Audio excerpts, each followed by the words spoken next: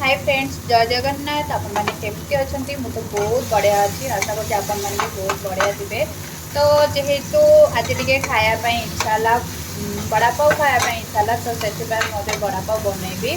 एटा बस देखु आलू चप प्रथम बनैबी। तो ये मुझे कौन कौन पकई बस तेल गरम करके गोटा गरम मसला पकई आउ पियाज छोट छोट पीस करके सहित टमाटो आईटा देखो जिंजर गार्लिक पेस्ट अच्छी।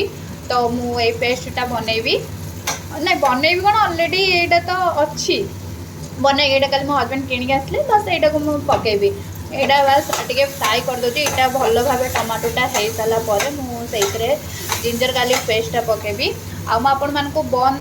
तो देखो यहाँ बन आसला यहाँ रत्नदीप केते पीस अच्छी 12 पीस अच्छी।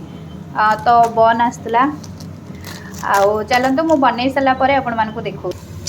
एबे देखो बस मु 3टा आलू सीझी 3टा आलू रे देखो केते क्वांटिटी है।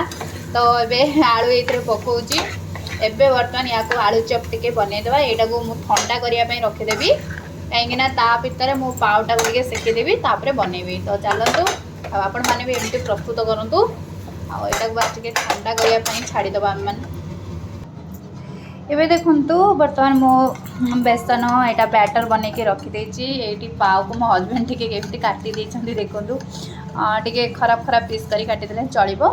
आईटा मोर आलू बस एबे या को हमें बनैबा।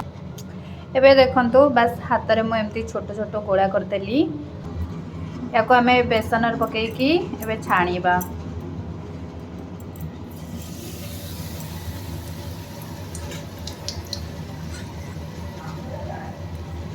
देखिए आज केमती टेस्टा होची देखंतु।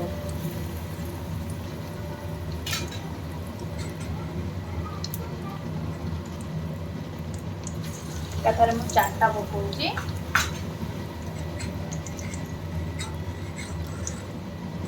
बस या को टिके दाबी देबे आलू चपटा या को टिके एटा पकई सारा पर या को टिके खाली दाबी देबे।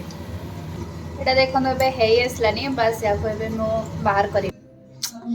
तो एबे देखंतु पाव मु एठी रखीदेली एबे या को बस देखंतु या पर एमती टिके दाबी देली। एटा तार मसलाटा मु बनईची एथरे मसलार अच्छी जीरा पाउडर धनिया पाउडर जीरा पाउडर धनिया पाउडर ता सहित मधुरी पान मधुरी टिके ता सहित लंका पाउडर बस या को मसलाटा ये कर सारा पर यहाँ को देखंतु मु यहाँ को या सहित दाबी देली।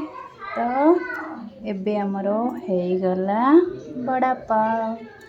आपण माने कमेंट करंतु आपण मानकर आज स्नैक्स रे कौन अच्छी और एमती खायापी जदि चाहूँगी तो मो चैनल को निहाती भाव में सब्सक्राइब करंतु।